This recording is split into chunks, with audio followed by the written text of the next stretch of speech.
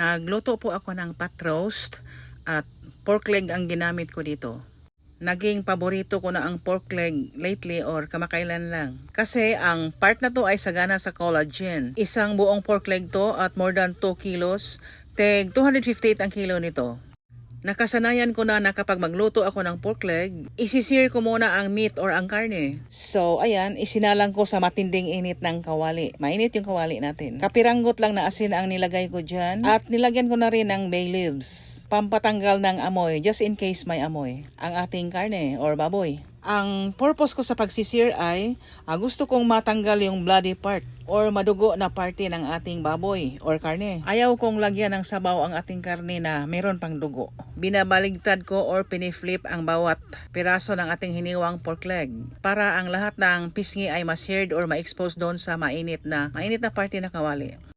Nung wala nang makita na bloody part or madugo na parte, tinanggal ko na sa kawali at isasalin ko to sa isang cooking pot or kaldero kung saan doon ko tatapusin ang aking pagluluto nito. So ito ang mga impurities na natanggal mula sa ating karne ng baboy. Nilagay ko na sa kaldero at naglagay ako nito ng isang piraso na broth cube. Pampalasa yan. Dinamihan ko na ang bawang, 2 heads yan. Ang pinakaibabaw lang na balat ng ating bawang ang tinanggal ko, pero hinugasan ko pa rin yan ng maigi. Nilagyan ko na ng tubig or sabaw na ka-level lang ng ating karne. Pinakuluan ko sa loob ng 1 oras sa low to medium fire lang. Hindi ko yan binuksan hanggat di umabot ng 1 oras. Pagkalipas ng 1 oras, ayan, kumunti na ang sabaw. Nag-reduce na siya pero mag-scoop lang ako ng konti upang aking matikman. Kailangan matikman natin upang malaman natin kung gaano kaalat. Nilagyan ko ng 2 tablespoons na soy sauce, oyster sauce, pampalasa din ang oyster sauce. Ay, kunti na lang ang aking oyster sauce. 1 tasa ng pineapple juice. Dinagdagan ko na rin ang oyster sauce kasi di na ako maglagay ng asin dito. Kalahating tasa ng Sprite.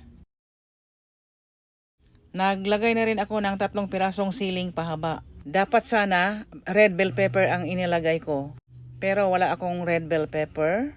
So kung anong meron ako, yun na lang ang ginamit ko. Pinakuluan ko ulit ng 10 minutes at saka ko pa inilagay ang onions. Upang di ma-overcook yung sibuyas or onions natin. Actually, luto na to. Pwede na natin patayin ang ating stove kapag ganito na. Pero dapat tikman ulit ang sabaw upang malaman kung kailangan pa bang i-adjust kung gaano kaalat ang gusto natin. So talagang luto na to at pwede nang kainin. So sobrang lambot ang ating pot roast guys. Chewy yung balat pero di yun fats ha, collagen yan.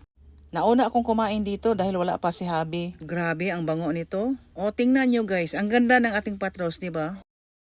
Kung nagustuhan nyo ang aking video, paki-share at follow me na rin. Yun lang, bye bye!